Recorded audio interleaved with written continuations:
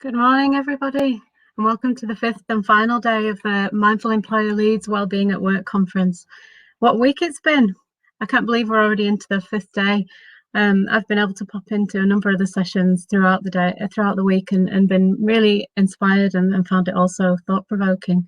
So I'm really excited and honoured to be here with you today, hosting the final day of this conference. My name's Karen Fenton, and I work for an organisation called Volition Leeds. I'll just run through what we're going to be talking about throughout the day, and then I'll give you a little bit of introduction to me, seeing as we'll be spending the day together, if that's okay.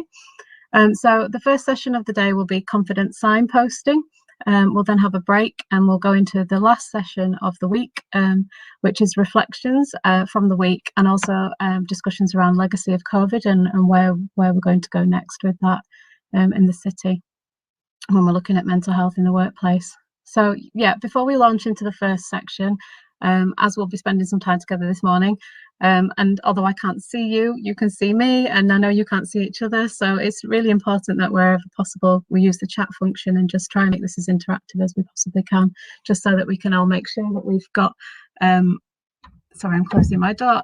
Make sure that we can all get as much out of this as we possibly can.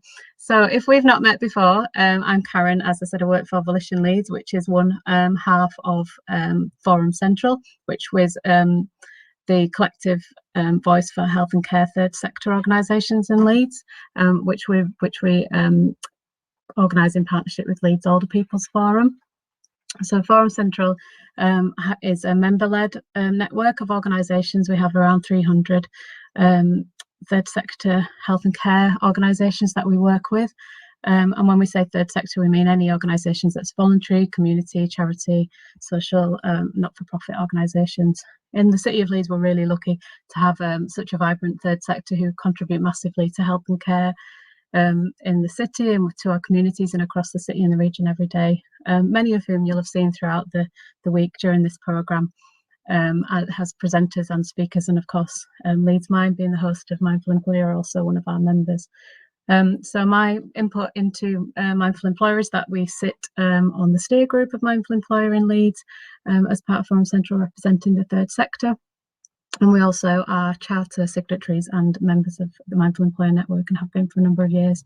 We're really committed to wellbeing at work, and in turn that for our member organisations too.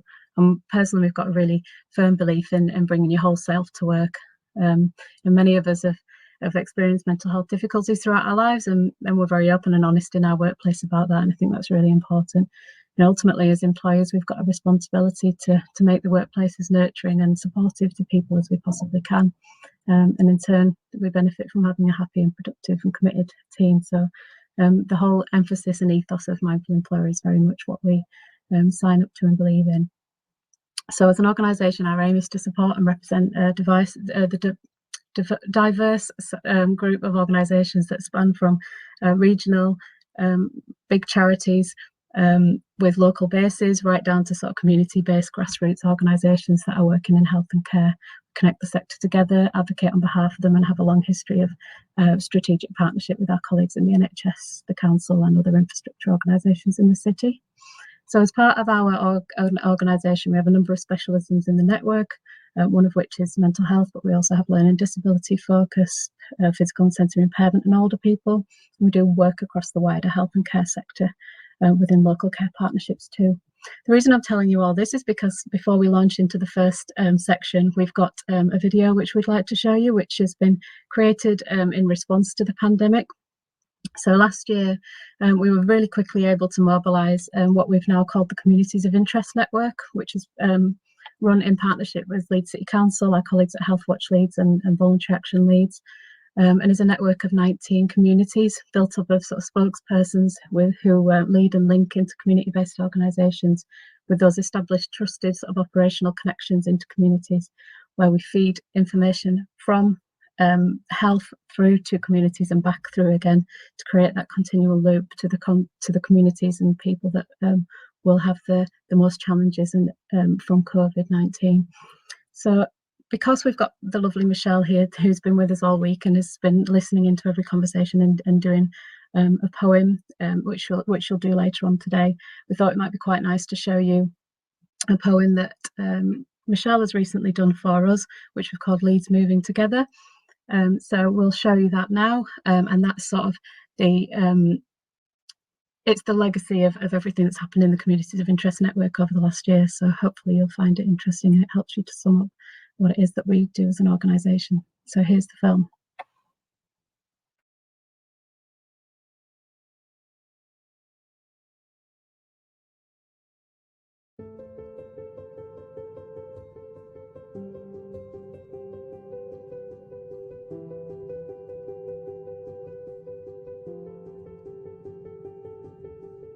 Leeds, it's only when I'm not with you that your beauty glows. I can hold you in the centre of my palm, stealing hours of rewound memories, a photo flicking album in my head, city streets full of the heart of Leeds, a melody of diversity, a pride in my city, born and bred. Knowing for certainty that it's something different for you. We all look at Leeds and have different views. I ask you to come try fit yourself into another's shoes. Do you move like they do? How do we breathe in this pandemic if we're already surviving, continuing to exist in spite of accident, ordeal or difficult circumstances? We're all in this together. Are we all in this together? What does that look like for me and you? It's a taste of panic you cannot hide from. Tension in the families as everyone in, others sat in silence. And in the eye of the storm, some are locked into a domestic war, unable to reach out. No phone, no online access. How will you manage? Loss of sustainable contact, no more hugging, smiles hid under the masks we are wearing. We need clear, precise government messages, blanket restrictions.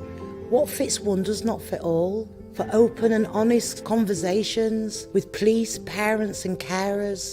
For fears arise with confusion. Global world messages, no solutions. World has stopped, still racism rising.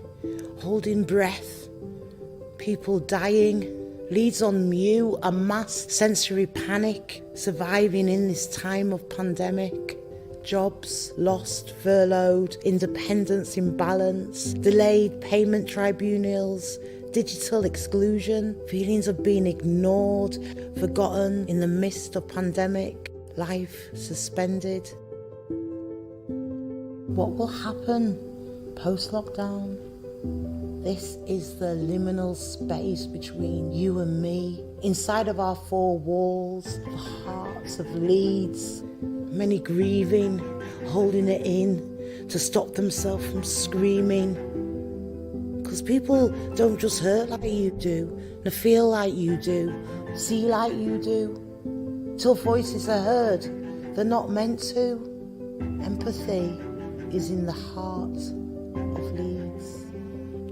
Distributions throughout the city, magazines, wellbeing packs, child-friendly information, updating websites, arts practitioners moving groups online, providing wellbeing time, healthy structures, healthy routines building, responding well to digital challenges, accommodating and training new ways of thinking, creating online groups through regions and cities to share key information and zoom straight to your room, issues diffused, future face-to-face assessments, welfare and retraining, virtually there, virtual care. This is the Leeds I hold in the centre of my palm.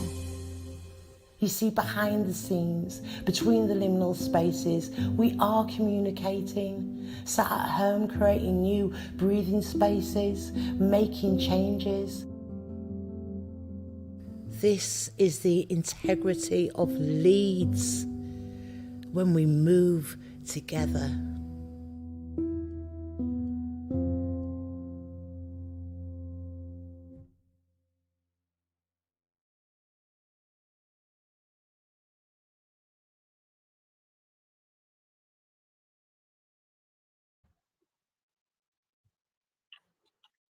Hopefully everybody enjoyed that. It's incredibly moving, isn't it? And it's an amazing reflection on what we as a city has been through in the last year, and just what we can achieve when we work together with communities and with other organisations and with the people of this great city, which is very much what the ethos of this conference is about today as well. So moving swiftly on to the bulk of our first session, which is around confident signposting and knowing your local services. So following the themes explored yesterday, which were around support and resilience at every level, as well as providing support in-house, employers need to know where our roles end and where it might be appropriate or helpful to signpost to external resources or specialist services. So throughout this session, you'll gain tips on how to signpost effectively and hear from a range of services about the support that they can provide. So first up on the agenda is the lovely Laura from Mindful Employer. I'm not sure how much you've seen of Laura this week, because I think she's been behind the scenes a little bit, but if she hasn't said so already, she's the mastermind behind this conference. So it would be lovely to see her face and be able to recognise the massive input she's put into this throughout the week, because I know what an incredible feat it is. So I will pass you straight over to Laura, who will be talking through tips for effective signposting. Good morning, everyone. I hope you've been enjoying the last 4 days, and we're in our final morning this morning. And I think this last or second to last session is really fitting to come at the end of the week, because in a way there is an order to how we do things. And once we've got our leadership strong and our managers and our communications healthy, and we've created that culture that allows open discussion and conversation around mental health, and we're tackling that stigma. We've got healthy policies and procedures and practices in place. And then when we know how to support our staff in-house the best we can, as many of you who attended the sessions yesterday and the workshops in the afternoon, hopefully all feel a little bit more upskilled now in terms of how to support colleagues and staff in lots of different areas. I think the next stage or step really is to then know where we can signpost people to. When they need more support, when they need specialist support, and to know when our role as employers, as colleagues, as managers ends, and where it's appropriate and it's healthy to encourage people to seek external support, resources, and specialist services.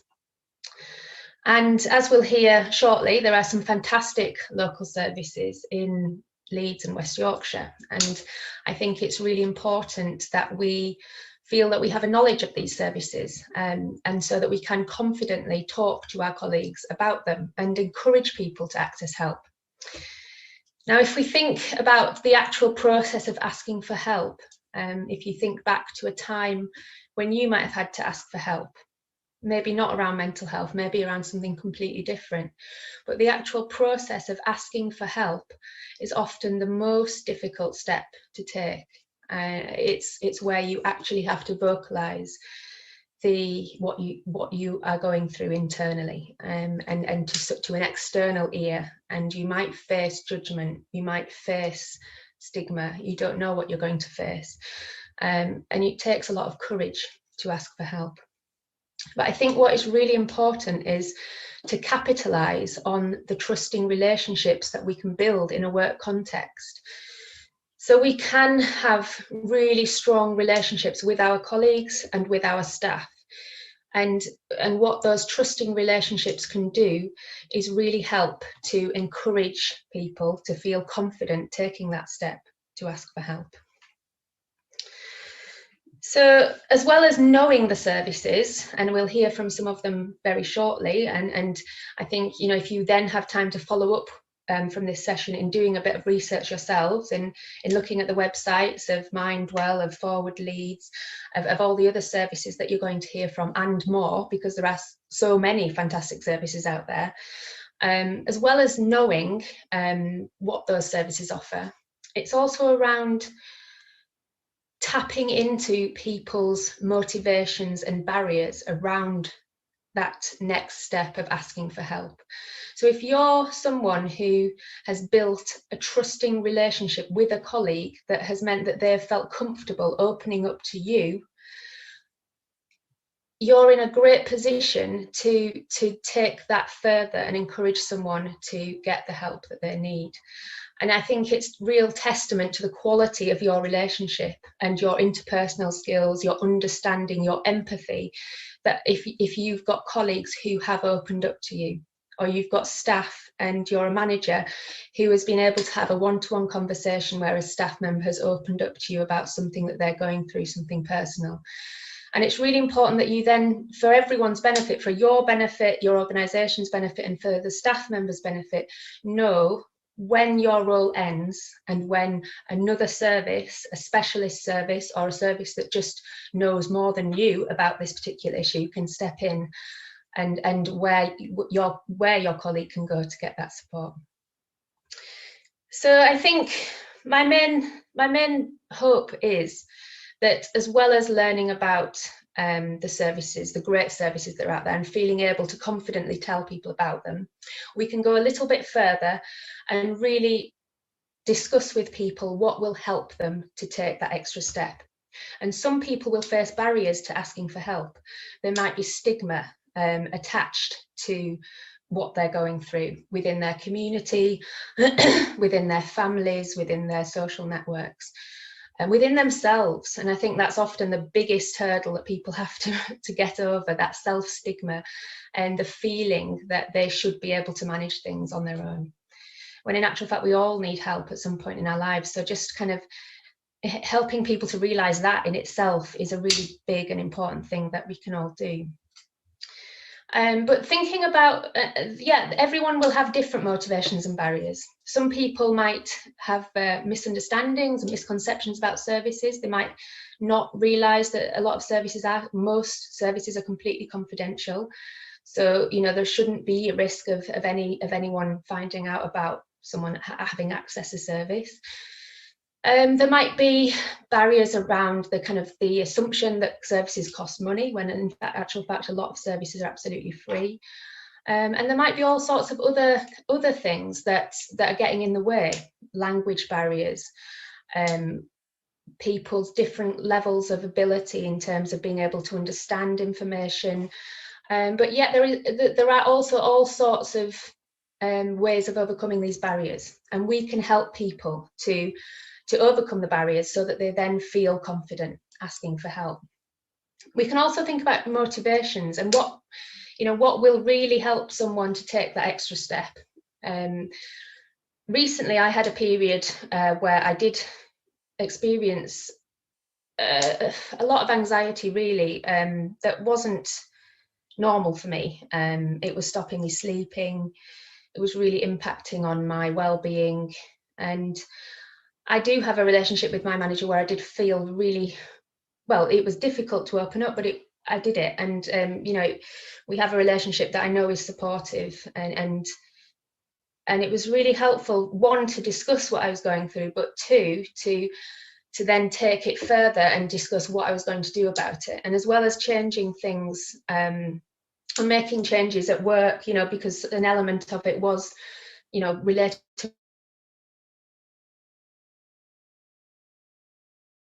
there was an element of personal responsibility to sort that out, and how my manager tapped into my motivations there was to say to me, well, what is going to really make you take this step? Would it help if I made this an action? This was an objective for you for the next 2 weeks, to do some research and get some self-help, find some resources that will help you.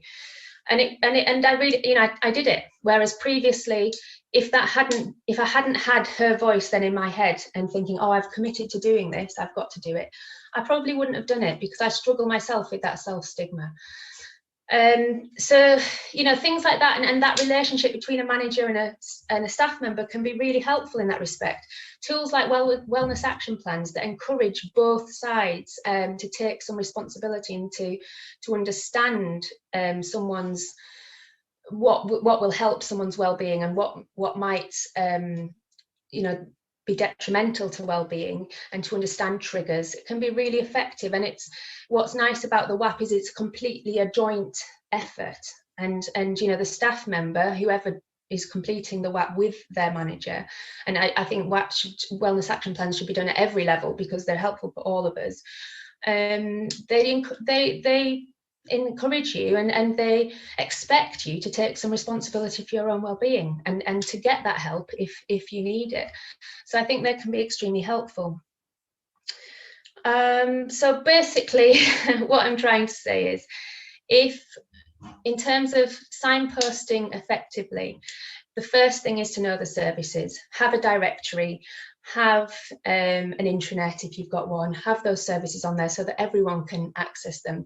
You know, you could invite some services to team meetings and away days, get them to speak to your staff, really sell themselves to you, and make sure everyone is aware of those referral criteria if they exist, where they are geographically, how easy they are to access. You can have all the information there, but the next step that we don't want to forget and we really want to capitalize on is the trusting relationships that can exist in a work context, and how those relationships can be crucial to encouraging someone to actually take that next step.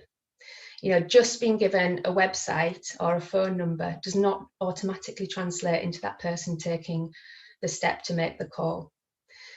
If we have a bit of an extra conversation around the service and whatever will motivate that particular person to take the step, really talking about that and encouraging them and providing as much support as possible to help someone to take that step can really be crucial and make a huge difference to someone getting the help that they need.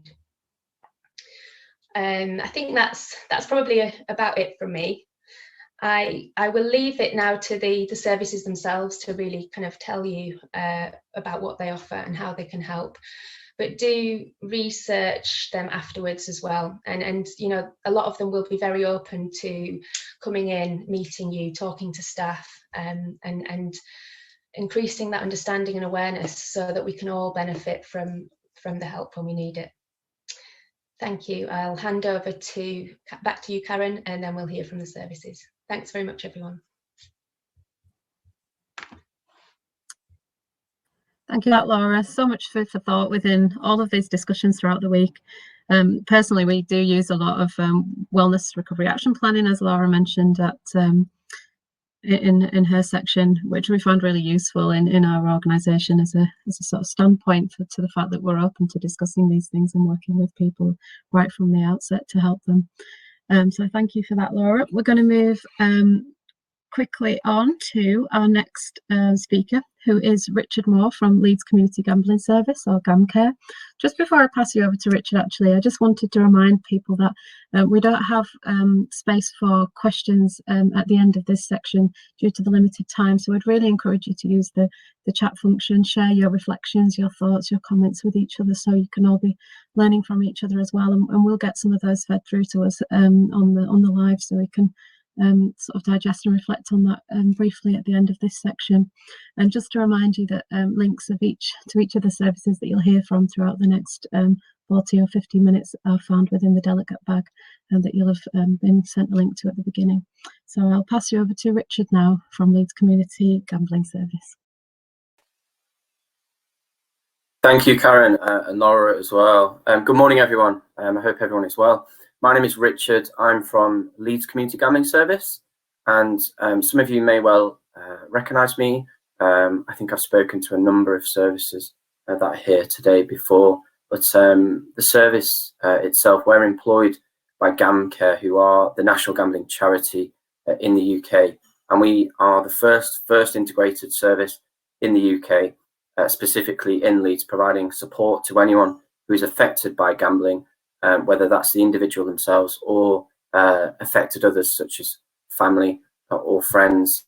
And I think just to say at the very start, thank you very much for the platform and being able to speak. I think COVID and the 3 different lockdowns we've had have been very interesting in respect of gambling. And what we've seen in the picture across Leeds as well as the UK is as soon as we went into the first lockdown, those that were gambling have gambled more, and in some aspects they've actually not just increased their gambling, but they've looked at more high-risk forms of betting, such as online slots, online casinos, and bingo as well.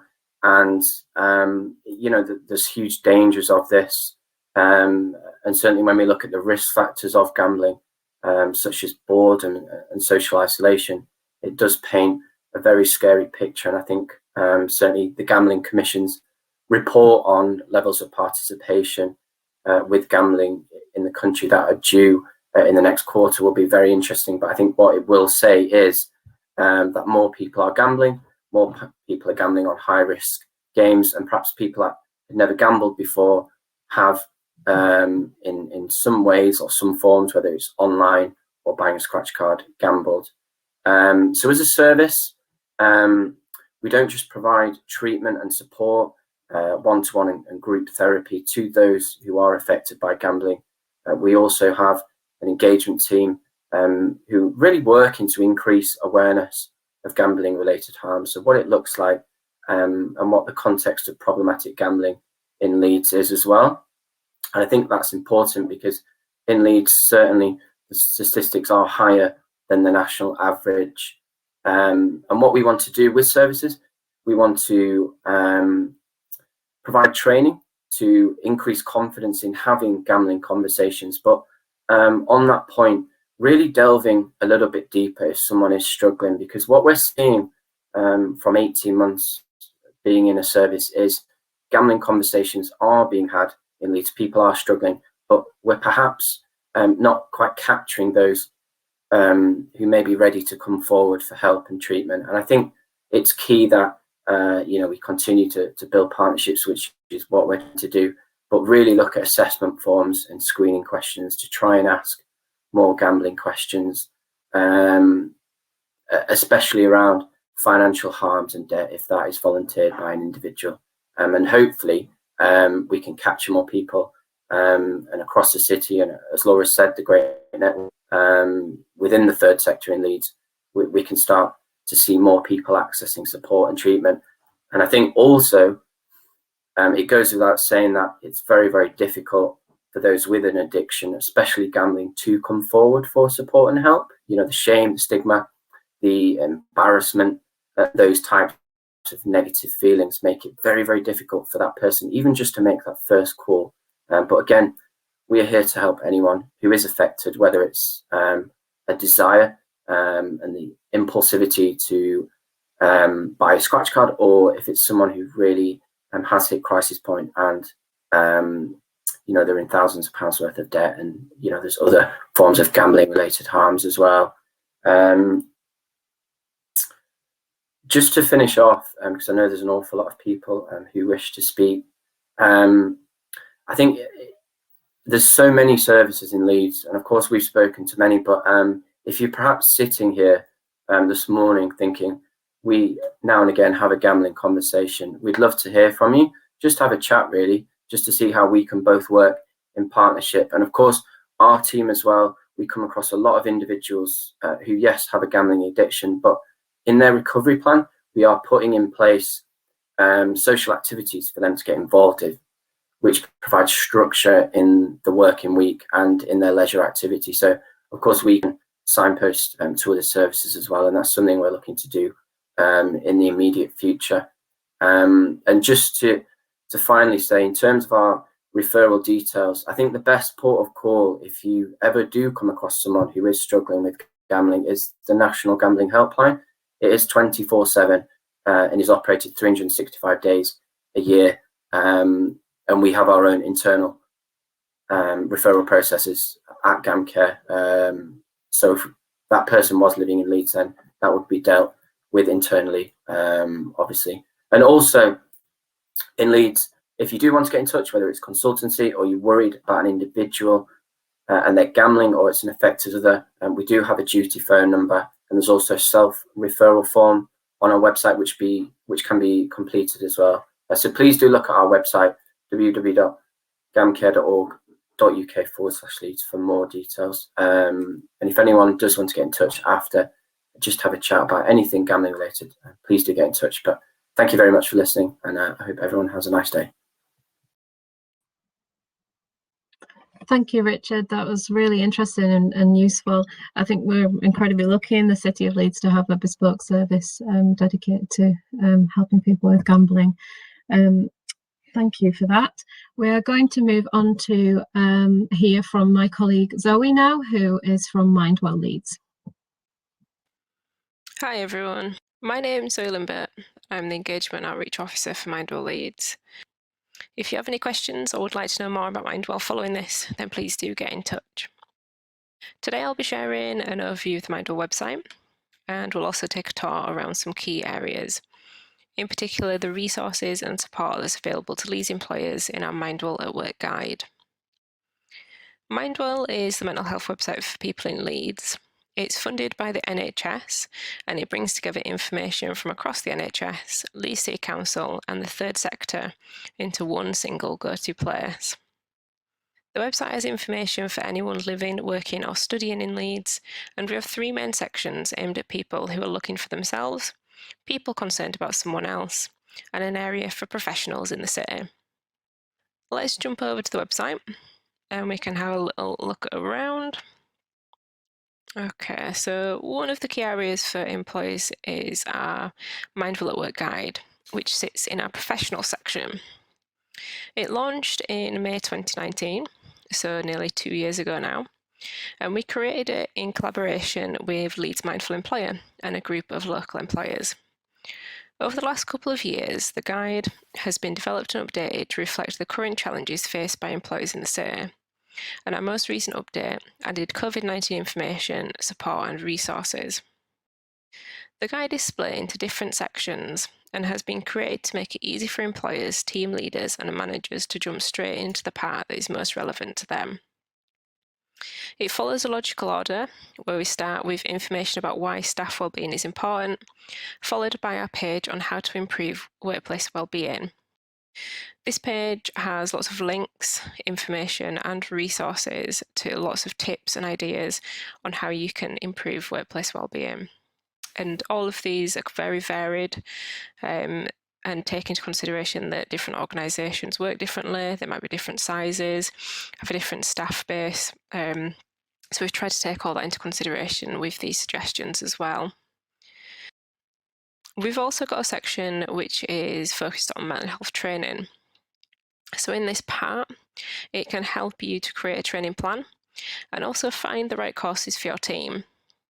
So you can find out about lots of local training courses covering a range of topics, including mental health awareness, suicide prevention, and resilience training. We've also tried to keep the guide as concise as possible, while also including resources and tools that you can share easily. So for example, on our work-related stress page, we've got lots of information on how to manage stress levels at work. And we've got different ways of sharing this information. So for instance, we've got a short and simple stress bucket animation. And then we've also got PDFs with different information, things like sources of work stress. If you're worried about someone, you can also find information that can help you to start a conversation about their mental health and tools that can support an open conversation, like the Wellness Action Plan. The guide brings together useful self-help resources from across the Mindful website, as well as information from organisations including Leeds Mind, ACAS, Carers Leeds and the NHS. And all of these can be found in our helpful resources section. We've also got lots of links to wellbeing and emotional support available in the city and key services that you can signpost staff to. So another great part of the professional section is our self-help library, which brings together all of our resources into one place. So in here we've separated the resources into topics. So for example, if we go into our self-care section, we've got our Mindful MOT worksheets at the top, and we've got some examples of how to fill those in as well. And also in this self-care section, we've got our self-care sheets, which all follow the same format. So if I show you this one, so all of these feature a range of ideas to improve your mood and look after your mental health. And these are really great to include on notice boards or staff intranets, and they're just, as with most things on Mindwell, we try and include a range of things because you know that not everything works for everybody. So it is about giving people a variety and a range of things that they can try, and sometimes you might try something out and it might not work, so it is about that you can go back and give something else a try. So and on our resources and content, I should mention that everything on the Mindwell website has been through a clinical governance check, which means that all of the content and resources are checked by a clinician before they go live. So we've had a bit of a look through some key areas in the professional section, and to be honest, this section is actually quite a small part of the whole Mindwell website. So while we've got a lot more time, I wanted to quickly show you our coronavirus mental health hub. The hub was put together back in April 2020 in response to the change in information and service updates that happened due to the pandemic. And since then, we've been keeping it up to date and adding additional resources and information. So as you can see, the hub covers a range of topics from official guidance, taking care of your mental health, self-care resources, how to find help and accessible information, and also support services as well. And as you might have guessed, a big part of Mindwell is around self-care. So we've got a lot of self-help and self-care resources across the website. So in this section, we have lots of tips and ideas of those things that people can do at the current time. So as we've been moved in and out of lockdowns and various restrictions have been added and lifted over time, we've been putting together a little section of things that you can do under those restrictions as well. So we've got things like moving more and getting active, or taking some time to relax and recharge, for instance. And there are lots of ideas and resources in this section that people can have a look at and explore. So this is a really nice section as well to share with staff at the moment. And for instance, we've got a lovely resource here. This is our relaxation tools to help you feel calmer, and it is 5 simple ways to relax. And again, this is a really, really good resource that can be easily shared with staff via email or by popping it on a notice board or via your intranet if you have one. Okay, so just jumping back to the hub. So if you're signposting people to mental health services at the moment, we have a log of services here. So this is an A to Z list of how services are currently operating and what they are offering. We've tried to keep it concise and on one page, so you don't have to be looking around multiple websites to find out what services are available. And this really is, it's a very, very practical page, but it's really useful if you are wanting to know what mental health services are available at the moment and how to access them. And then we've also got a page for employers in the Coronavirus Hub. So this has up-to-date links and resources to further information and support for organisations. And we've also have a page on self-care whilst working from home in this section. So this has different tips on how to stay well for anyone working remotely. So similar to those self-care sheets that I showed you earlier, this is just the same sort of idea, just in a web page format. So that was quite a whistle-stop tour of a few key areas of the Mindwell website. So hopefully that was useful and you found out about some parts of the website that you might not have known about.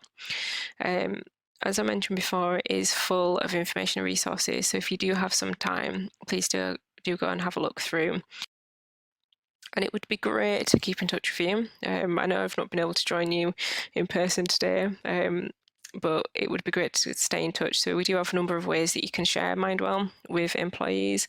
We've got a range of promotional materials from Mindwell cards to bookmarks and leaflets, all of which are free to order from the Public Health Resource Centre. And we can also join workplace wellbeing events. So we offer pop-up stalls and training. Both are currently offered online and are free of charge. We're also on Twitter. where we share lots of self-care tips and information about local services, so do follow us to stay up to date with all things Mindwell. And that is it from me. So it's been lovely to share this with you today. Thank you for listening, and please do get in touch if you have any questions or would like to find out more about our training and events offer.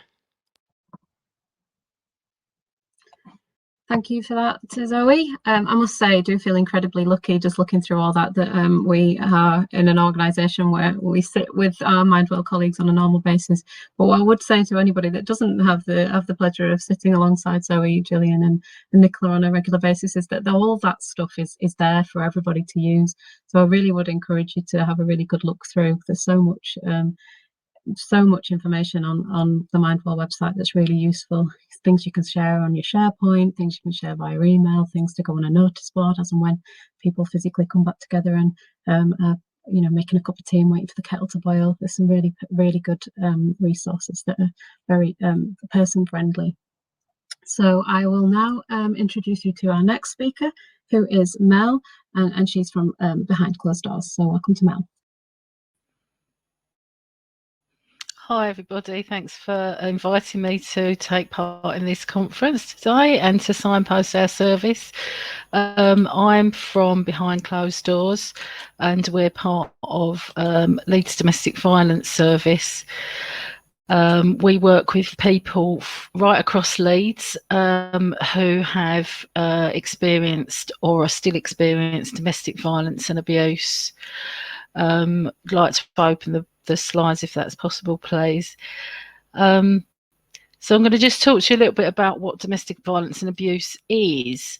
One of the key things that most of our clients say to us when they first contact us is, I'm not really sure if I'm in an abusive relationship, but that's, a really common first opening comment.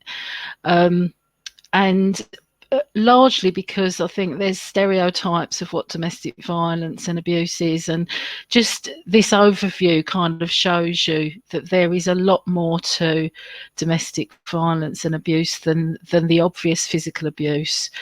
Obviously there's the sexual abuse as well, but there's things that are much less obvious, much more subtle, much less noticeable for the person involved and people outside of the relationship as well, such as economic or financial abuse, and then emotional and psychological abuse as well. And just in the middle here, we've got a definition of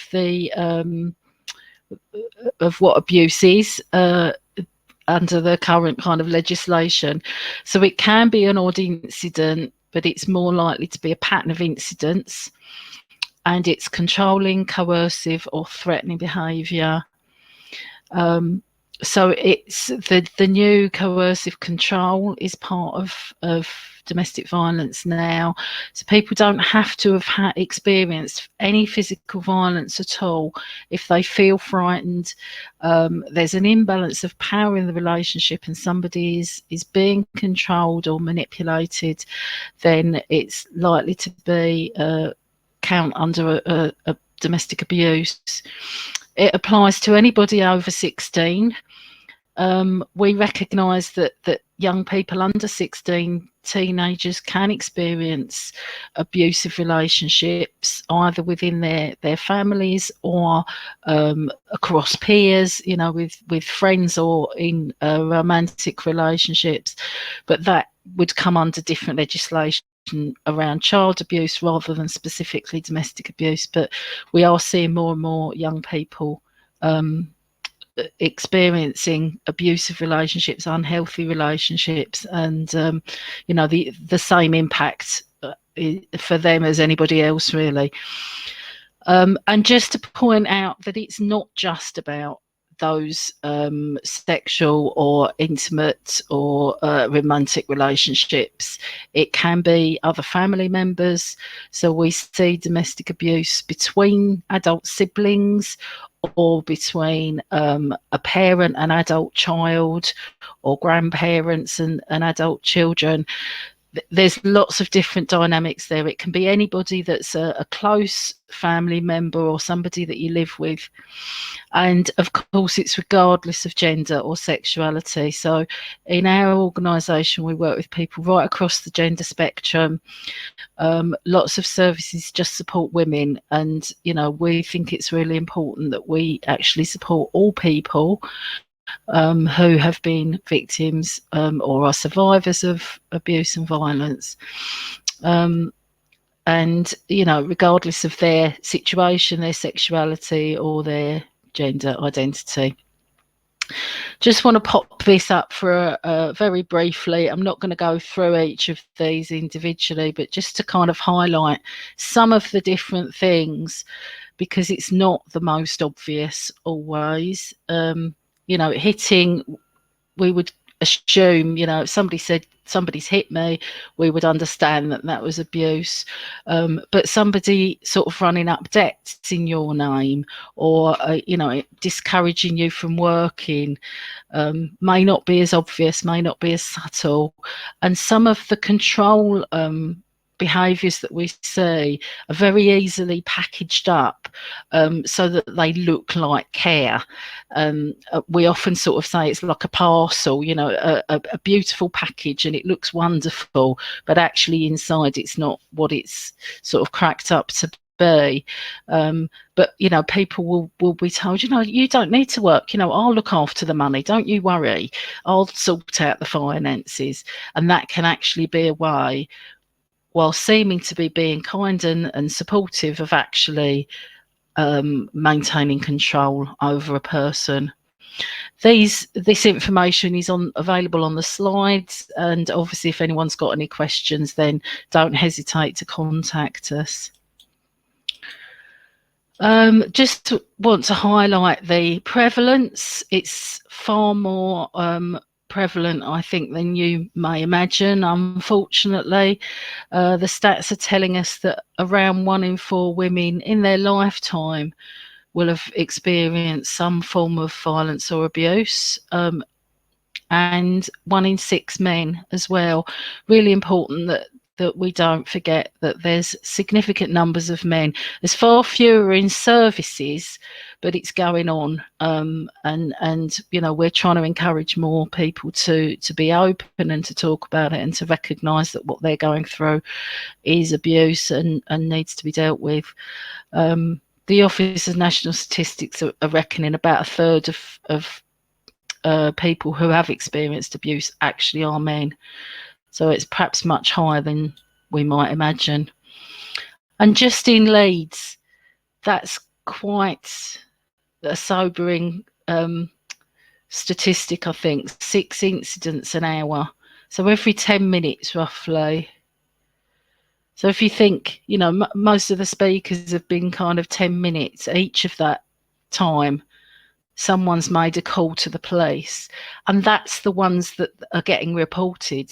There's so many more, as you can, I'm sure, imagine, where people just never report because of fear or all sorts of other reasons that we don't have to go into, don't have time.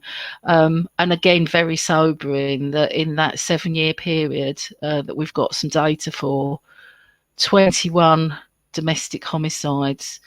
So where domestic violence and abuse has gone so far that the person has died, unfortunately, and again including men as well as women in that.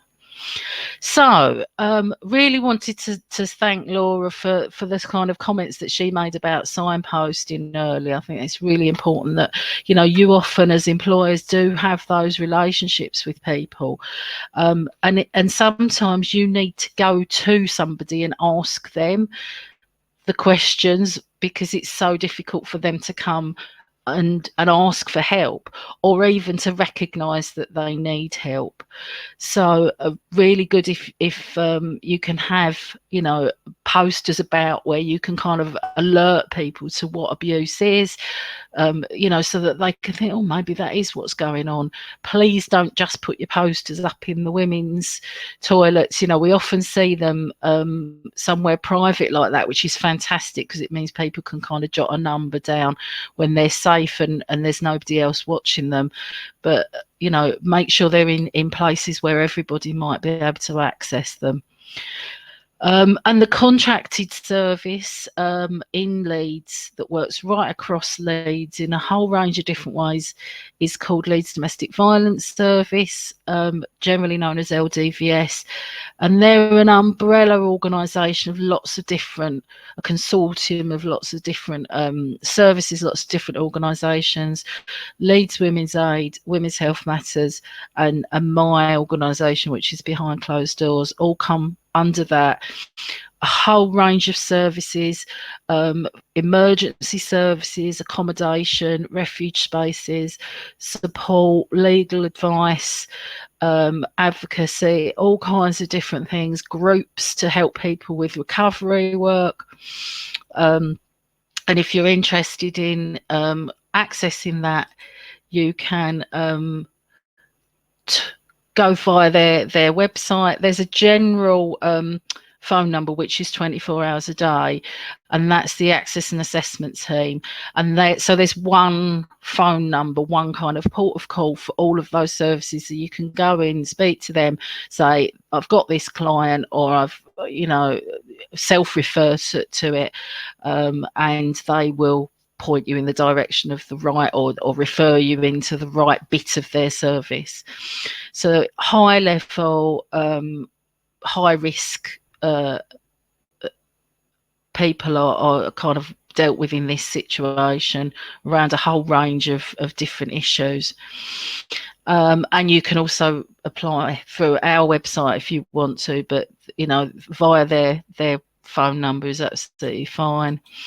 And then completely separate from that, when we Behind Closed Doors have a bit of service which is not part of the contracted service. So we get our funding completely from voluntary donations and funding, and we work on the emotional support for people, usually after they've left an abusive relationship. Sometimes it's quite historic. We work with people who've had experience of violence and abuse, you know, some cases 20 years ago, but in other cases yesterday, or they're still in a relationship. But what we do is the emotional support for people, helping them to understand what they've been through, to get their heads around the dynamics, to deal with a lot of the questions that clients ask themselves, like, how was I so stupid to have not seen this coming? And obviously we say to people, you know, it's not about you being stupid at all, and try and explain and show them how subtly these things happen, and they build up so gradually that you know, you're in a lot deeper before you kind of notice it. There's often a lot of guilt attached to, a lot of self-blame, as with any abuse. You know, victims will always blame themselves, or have been blamed by their abuser, being told it's their fault.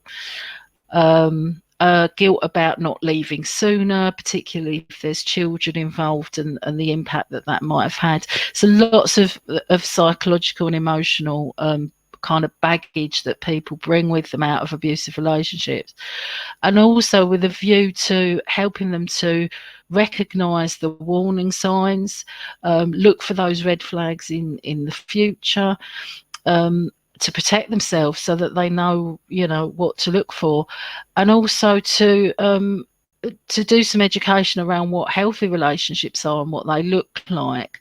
Because if somebody's been in an abusive relationship for a long period of time, they will have normalised that, and that just seems like this is what you expect from a relationship. So you kind of need to explain to people, actually, you know, raise your expectations much higher. This is what a healthy relationship should be and should look like. So that's the service, the part of the service that I'm involved in. You can go via our website for referrals. People are welcome to self-referral. There's an agency referral process there. Our number's there for the office, and there's also an online chat that clients can come to, and that's particularly useful if we are closed to referrals. We do have to close from time to time just because we're quite a small charity and don't have huge capacity. But if we're not available, obviously the contracted service of Leeds Domestic Violence Service from the previous page is would be available to them. So hopefully that's given you a little bit of a whistle-stop tour of our service and what other services there are across Leeds. It's, I think, a really good range of different services for meeting different individual clients' needs, and we do try hard to work with individuals because everybody's situation will be very different. Yeah, so I think that's all I need to say. Thank you. Thank you, Mel. Really great to hear from you and about your service, and some really sobering statistics in there, which I know have been reflected in some of the comments that people are sharing with each other in the chat. So please do keep sharing and reflecting with each other as we go throughout the programme.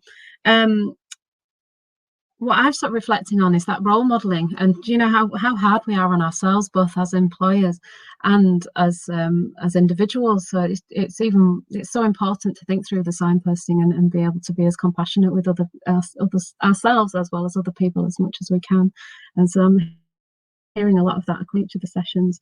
I will say that I know you might not have been able to see Mel's slides very well, so we're going to make sure that they were in they get added to the delegate pack, which will be available for 30 days after this week. So they'll be added in there shortly, and you'll have everything that Mel talked through on screen today. So we're going to move on to Forward Leeds now. So I'll introduce you to Claire Roberts, who's from Forward Leeds.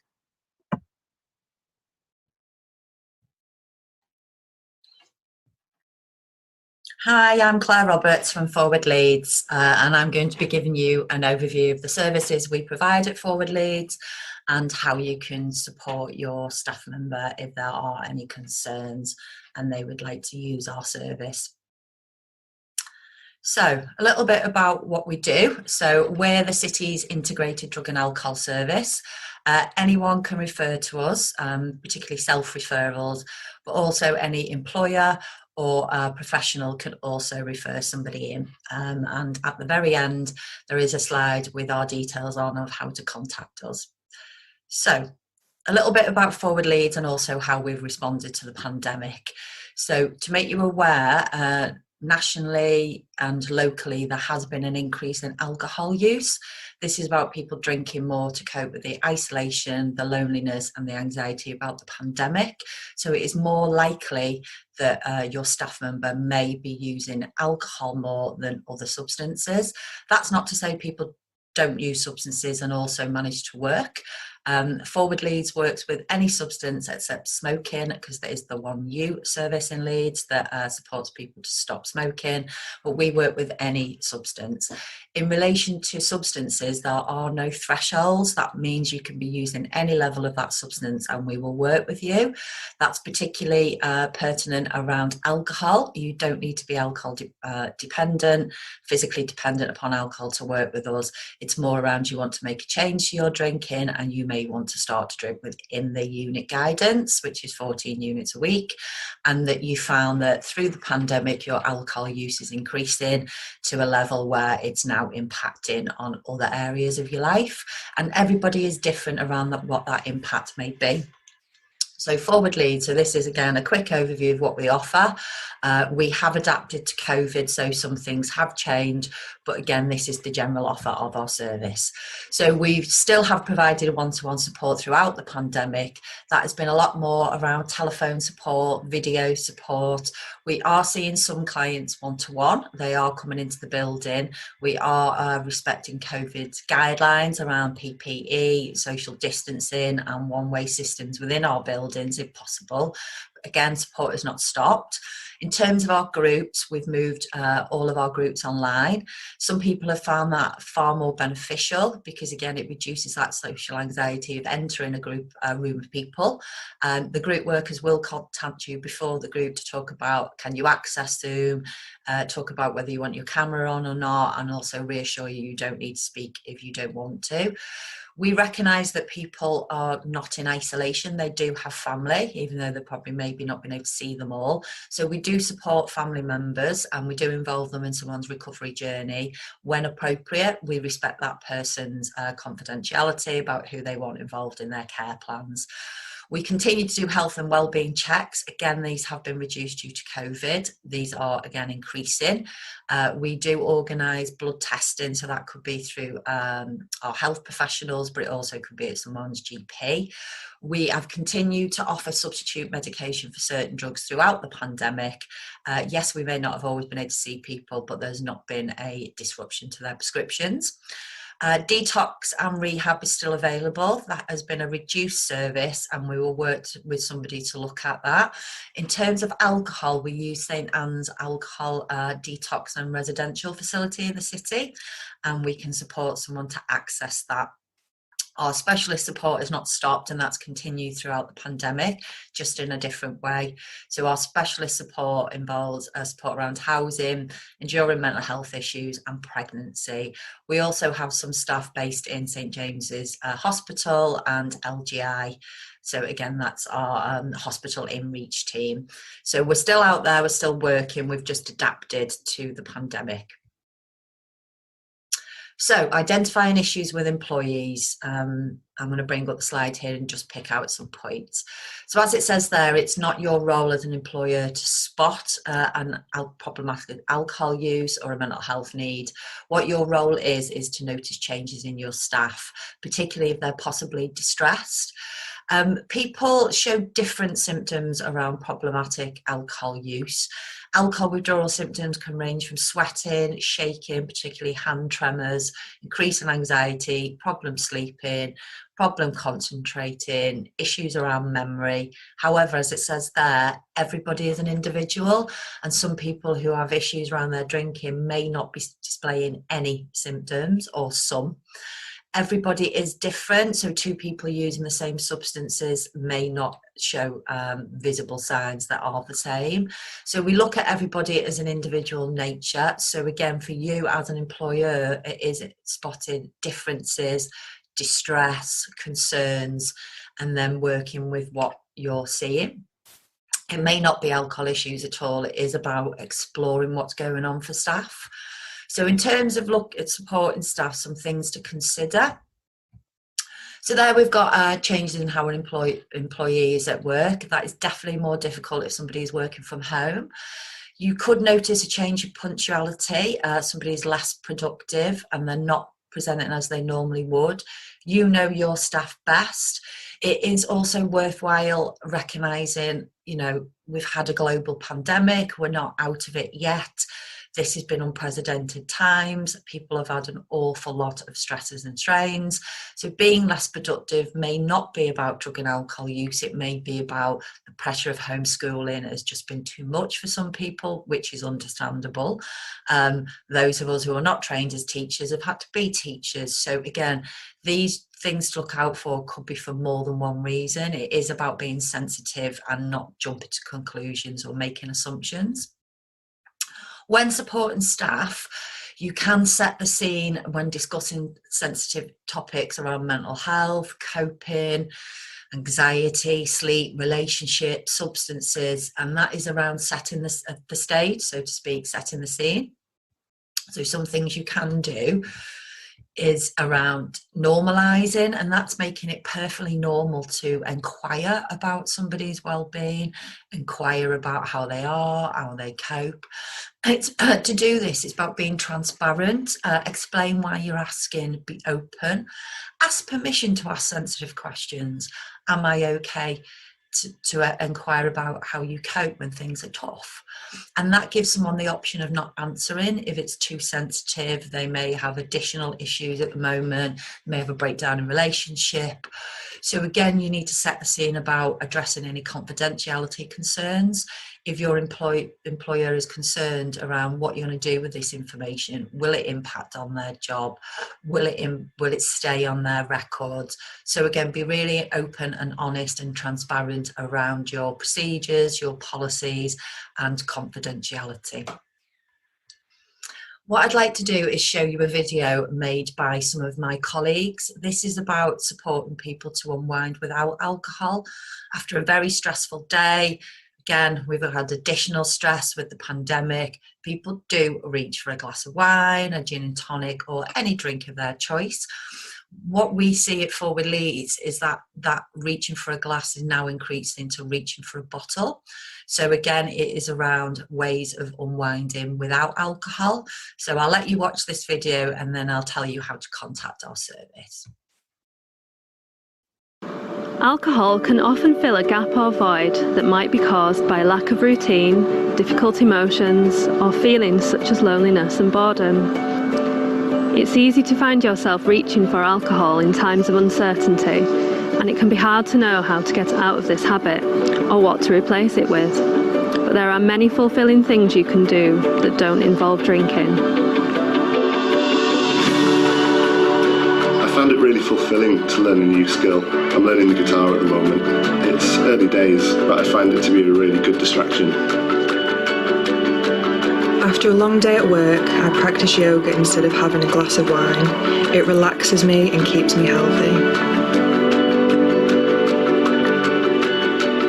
I really find running is such a positive way to manage my mental health, and it's certainly more productive than spending time drinking.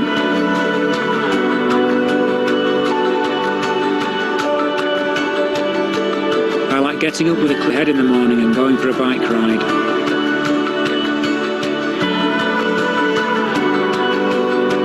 I avoid a hangover by unwinding with some meditation, which brings me back to the present moment. Instead of drinking at the weekend, I like to bake. I like to bake cakes for my family, and it helps improve my baking skills for big birthdays.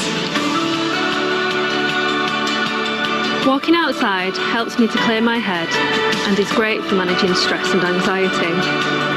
Walking is also a good way of connecting with other people and our surroundings. When I choose to do something other than drinking, I feel calm, happy, relaxed, productive, Present. I feel like I'm taking care of my well-being. All right, thank you to my colleagues there.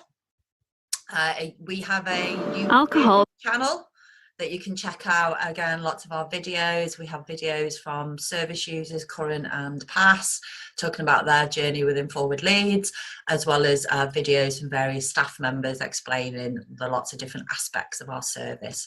So to contact us, you can call our SPOC number. That's our single point of contact. You can email us at the info@. You can also check out our website. So as I said, anyone can refer, and it's for anybody in Leeds that have any concerns around drugs and alcohol. So thank you for your time today. Enjoy the Wellbeing at Work 2021. Thank you.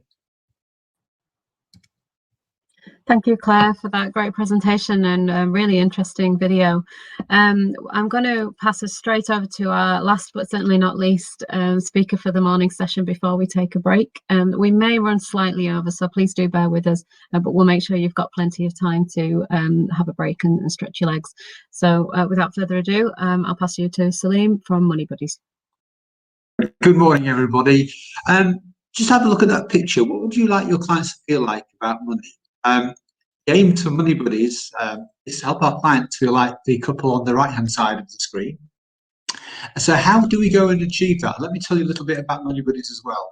Money Buddies is a financial wellbeing capability project, arguably the first of its type in the country and probably the biggest of its type by size. And our aim is to help people become money confident, money safe, have the skills and become money empowered. I'm going to try and keep this session fairly brief because I know you're probably looking forward to a cup of tea or coffee and a little bit of a break. So I'm just going to give you a very, very brief overview of the service and how we help our clients. To date, in the last 5 years, we've helped over 9,000 people in Leeds make, save or get back over £12 million in financial gains. I'll explain to you about how we do that in a moment. Big thing is that many of our clients are vulnerable, come from very disadvantaged backgrounds, having great difficulty and have relatively poor financial literacy. And something that is no surprise to us is that at least half our clients the year before last, 45% of our clients declared they had a mental health condition. We really believe that it's much, much higher, and it's likely to be much greater during the next few months and years ahead, I expect. But what's interesting is that when clients do come to see us, and it's not always easy for a client to say, look, I want to speak to somebody about money, I'm in debt, I've got some issues. But when people do break that threshold, just within a few moments, even 5-minute chats, they're reporting a significant increase in their well-being and their optimism about the future, and starting to see that there is a light at the end of the tunnel, even though that tunnel could be a little bit longer, some people than others. But we will walk through them and take them through that tunnel every step of the way. So let me just explain briefly about some of the help that we give. We are a fully qualified legal debt advice centre, one of a relatively large, independent, non-judgmental, confidential and free debt advice centre in Leeds. And I think the key thing here is to say that when any client falls into any form of debt whatsoever, some people think, you know what, I'll tell you what, I'll contact the company I owe money to, I might make an offer of repayment or do something else with them. When you get advice from a legal debt advice centre, you've got another force field, another shield, an umbrella protecting you from the behaviour of certain creditors. We can help ease the pressure of those red letters, those text messages, those calls, what also seems like a non-stop endless tirade from companies, and making people feel very, very pressured and very, very stressed. And as you know, we know that stress is a killer, and we know that stress causes brain damage. So one thing our legal debt advice team and our money buddies will do is help protect people from the levels of stress that debt can put on people. We also offer emergency debt advice to stabilise people's situations. And what I mean by that is, imagine a bailiff is going to come and knock on somebody's door, or they've got a letter saying they're going to be disconnected from their energy supply, or they've got a letter from the courts. I've not known a situation yet where our team have not been able to stop that action, also including evictions and repossession. We've been able to temporarily stop that action, even though I can't guarantee for everybody, but we have so far, which means it gives our clients time to get adjusted to the situation, because this can be often the most chaotic time for people. One of the things many of our clients struggle with is how to put letters together and how to complete budgets for providers. And what I'd like to say here, without going into too much detail, because I really could have been with an hour session here, is that not every budget is as simple as it's made out to be, and creditors behave in different ways to try and get as much money out of people as possible. So what I'd always say is, if you're ever going to do a budget for a creditor, somebody you owe money to, don't call them, don't ring them up, speak to a money buddy, because there are different ways of completing these budgets which can affect how much people can legally pay back and ensure that they've got money to live on. Another big area we help clients with is get those forms filled, because it's not easy. Those benefit forms, those PIP application forms, the forms that potentially grants that could potentially reduce people's water debts, energy debts, or even wipe them out. So we have our team especially trained to help to know what to put into those forms to accurately reflect the client's situation, to give them the best chance of getting those energy debts wiped out, or even certainly reduced. A new service that we're launching very shortly is energy advice, where we're going to be able to visit clients and also help them remotely, check to see if there's anything in their property that can be improved or for free, that could potentially reduce or reduce energy bills, keep the house or the home warmer for longer and for less money. And we have our benefit buddies team, who I've mentioned already, will help with form fillings, but also importantly, will help with clients at appeals and assessments. And this can be a really, really tricky situation for a client who's already been turned down at benefits or an enhanced benefits, because perhaps when they had their initial assessment on their own, it perhaps didn't really reflect their situation clearly. So I'll give you an example. You might be asked the question, can you make a cup of tea? And a client might say, yeah, I can make a cup of tea.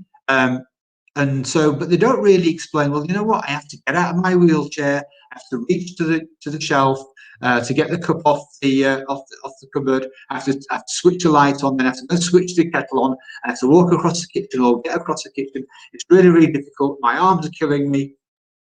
So when we coach our clients and train our clients on how to present their message, we have a very high success rate for our clients winning their appeals. And what I'd really like to say, because there's so many other services that we help our clients with, and I'll explain to you a little bit about how we work with other organisations, but what I would really say is, if in doubt about anything to do with money, just ask us. In doubt about how do I get help, where to go, what should I do, just give us a call. If a bailiff is knocking on your door, don't deal with the bailiff, keep the door closed, contact a money buddy, contact one of our team. We are always free, we're confidential and impartial. So I just want to explain to you, a lot of the themes of today's talk have been about working together in partnership with many organisations. And here are just a few that we work with, but there are many, many more. But what I would really like to say about what's particular to Leeds, and I do get the chance to speak to senior politicians and ministers as well from time to time about the services and what's happening, is that we are the envy of every city in the country. Leeds is probably the greatest network of third-party partnership working in coordination and in conjunction with Leeds City Council. And if things are tough in Leeds, I really, really wouldn't like to know what things are like in London. I've spoken to somebody who was going to run for the mayoral candidate of London 2 years ago. This person said to me that London needs money buddies. We're very, very lucky to have organisations like the speakers have spoken this morning and other organisations in helping people out what are very, very difficult times. And it is going to get tougher, as we know, over the next 12 to 24 months. I'll give you an example of how it helped a client recently, which is during the pandemic. A client who was referred to us by a counsellor, and the client had no money for food, was a victim of domestic abuse, had been kicked out of the home and was being chased for debts. We stepped in, we worked with the counsellor, we got the safeguarding support in place, we got food, we got food vouchers and obviously longer term access to food, and we managed to get all the debts under control.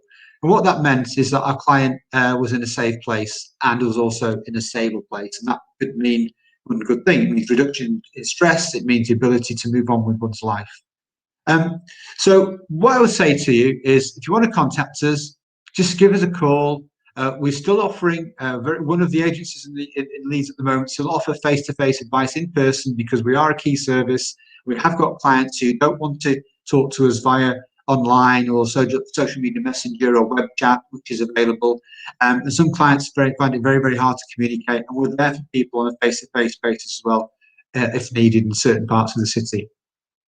Our website is translatable. Our service, we have an interpretation service. So if you want to find out more about us, please contact our website. Please view our website. But what I would say, I'll say it again, if in doubt, ask a money buddy. Thank you very much. Thank you, Salim. That was great, and I'm obviously slightly biased, but completely agree with the sentiment of how great Leeds is. There's so much partnership working across all of the services, and I'd say even more so in the last year, which is incredible. If anybody does want to look on Twitter, if you do follow Twitter, there's a hashtag called Together Leeds, which shows you some snippets of things that people have been tagging that are happening across the city, and it's great to have a look through all of the partnership working that's happening there. Okay, so we're almost at break time. Just before you do go off for a break, just to remind you really of the things that we've talked about this morning, just how difficult it is to ask for help, especially when we're talking about things relating to our mental health and at work, and the stigma that can bring with it. So, you know, if you take anything from this session, it would be to remind you to offer that extra encouragement and reassurance to help people feel confident in making those steps, and to know as an individual where you can help people to go for resources and signposting. And also what came across strongly is that, you know, we need to be giving that compassion back to ourselves as well. Local services are there to make our roles easier as employers, managers and colleagues, and we don't need to be experts ourselves. We just need to create an environment where people feel able to open up and know who can help, and support people to feel that they're able to access that help. It's also worth mentioning that although we're talking primarily about the adult population, we're acutely aware of the impact of COVID on children and young people's mental health and wellbeing. And although it wasn't alluded to in the sessions today, alongside MindWell Leeds, there's also MindMate Leeds, which is for children and young people up to the age of 18. So if you ever are working with anybody, or you have anybody that you're connected with that you're worried about under the age of 18, then I would really encourage you to check out the MindMate website. It's full of information, resources and signposting for young people, families and professionals. So thanks again to all of our speakers from this morning. It's been really interesting listening into everything. Before we do go on break, just to remind you that we come back here together at 11:30 for our next session, and to encourage you wherever possible to stand up, take a break, get away from your screen, make yourself a drink, open the back door and get some fresh air, whatever it is that you need to do. But we do encourage you to move around a little bit and let your eyes have a little rest from this screen. And we'll see you back here at 11:30. Thank you.